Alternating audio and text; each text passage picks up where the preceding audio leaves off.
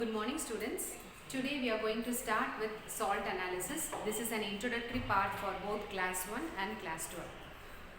See, whenever I am going to say an inorganic salt is composed of two parts. One is an acid part and another one is a base part.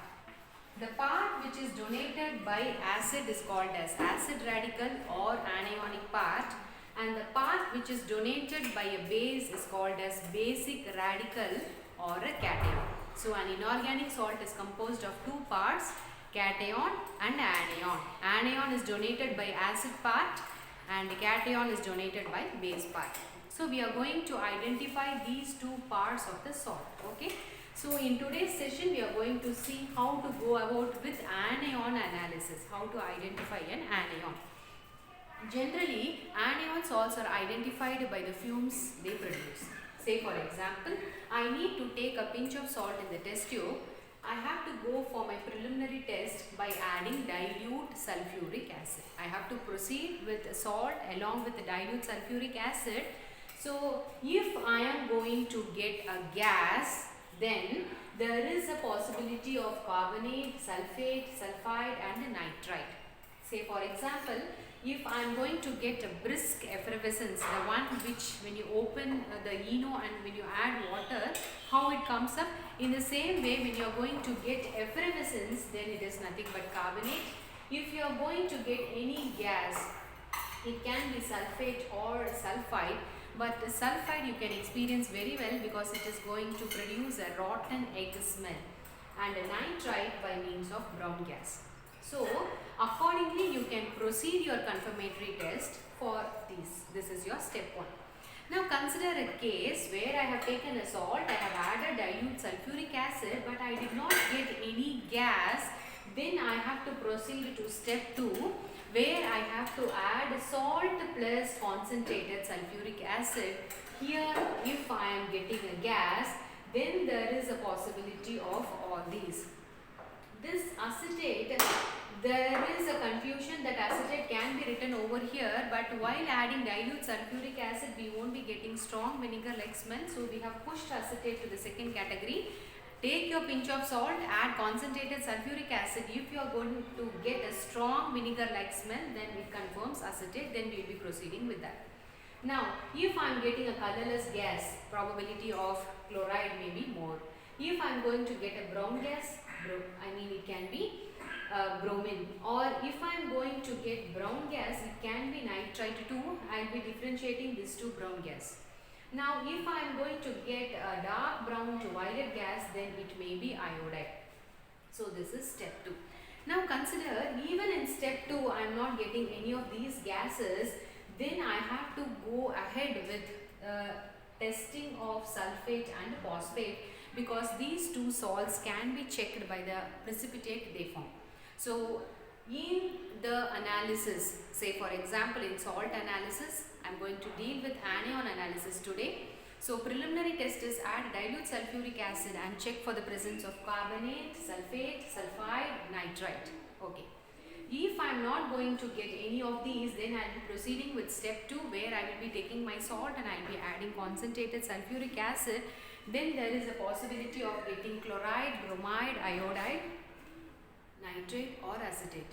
If not this two, if I am going to fail in both step 1 and step 2, then I will be proceeding with the confirmatory test for sulfate and phosphate. Then one more thing we need to remember, whenever I am going to try to proceed with the confirmatory test, I always should do as a wet test, means I am not going to take a pinch of salt for confirmatory test.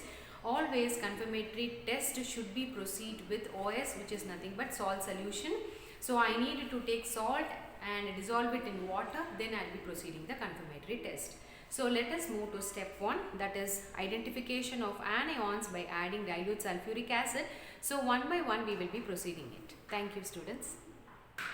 Children, we are going to proceed with the first salt, that is carbonate salt. I am going to proceed with my first salt, that is carbonate.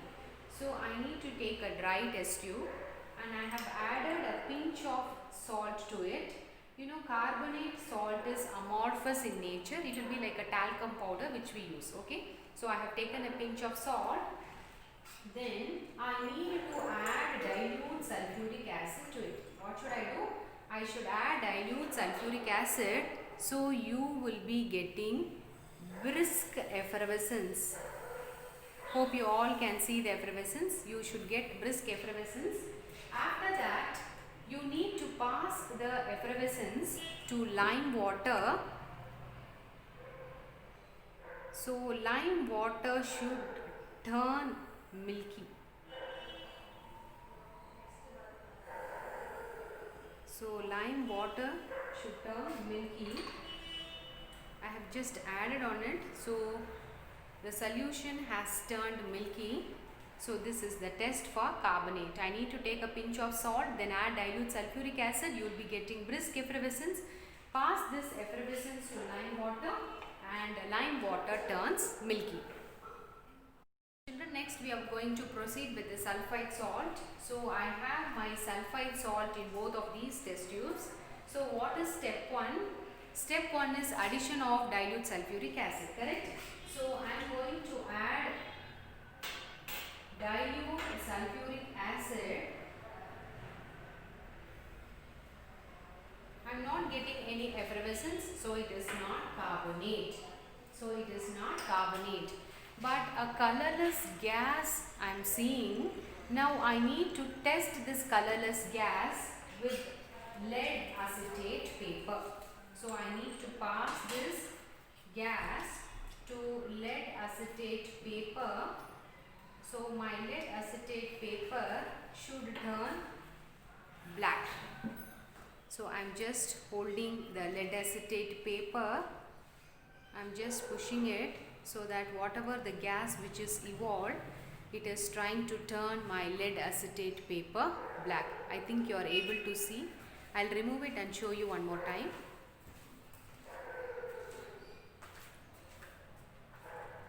So this has turned the lead acetate paper black.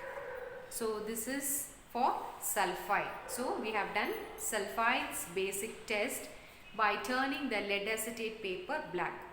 This didn't answer my carbonate because there were no effervescence. There was colorless gas coming out. But if you are present physically, you might have smelt the rotten egg, the smell of rotten egg. Then I passed it to lead acetate paper. So lead acetate paper has turned black in color. So sulfide's preliminary test is done. Children, I am proceeding with step 3. I have taken a pinch of salt. Then I am going to add dilute sulfuric acid. What I am going to do? I am going to add dilute sulfuric acid. I am not getting any brisk effervescence, so this is not carbonate. I am not getting any rotten egg smell, so this is not sulfide. But some gas is evolved, so I want to try with my third test. I just want to add potassium dichromate solution. If potassium dichromate solution is turning green in color, then this is a test for sulfide. So my third test is done. Okay, so how did I do this? First I tried with brisk effervescence, it didn't happen. Then I checked for rotten egg smell, it didn't happen. Then I checked with potassium dichromate solution, which has turned into green in color. So this is a preliminary test for sulfate. So next let us proceed to the fourth test, test for nitrate. I am going to proceed with the fourth salt. I have taken a pinch of salt. Now I am going to add dilute sulfuric acid. So this is dilute sulfuric acid and I am going to add dilute sulfuric acid to my salt. So can you see the brown gas which is evolving out? So this should be nitrite. I need to dip the paper which is dipped in potassium iodide as well as starch. So the gas is still evolving, I think you all can see. So this should be nitrite. Still a brown gas is coming outside. You all can see the brown gas which is coming out. So I have added salt plus dilute sulfuric acid. I got effervescence along with brown gas liberated, right? So This is not carbonate because not only effervescence came but also brown gas was coming out, so it is not carbonate. And I didn't get rotten egg smell, so it is not sulfide. And it was very clear of by seeing the brown gas. So I have just put my filter paper which is dipped in potassium iodide and starch. So that has turned into this color. Okay children? Students, we are back with the salt acetate. Till now we have seen the preliminary test for carbonate, sulfide, sulfate, nitrate, and the last one is acetate. For acetate, since you are not present, you will not be able to get the smell of acetic acid. So to a pinch of salt I need to add dilute sulfuric acid. So I should be getting vinegar like smell, which you cannot experience. So I am just showing you with the pinch of, I am just inserting pH paper. Since acetic acid is a weak acid, I just want to show the color change in the pH paper. I think you can see the change in the color. It's weakly acidic. You will be able to see it is light pink in color. Because of daylight maybe you will not be able to see. I am just going to show you the reference value. For strongly acidic solution, we have the colors represented here. Say for example, these are alkaline solution, because above 7 I have some colors, and these are acidic solution. They have their own pH here. See, you can see the pH below 7, and my pH paper is shown acidic color. It has shown acidic color, and your acetic acid is weakly acidic in nature. So we need to do confirmatory test for all those things. So we have done the first test with the dilute sulfuric acid. So in second step we need to proceed with concentrated sulfuric acid.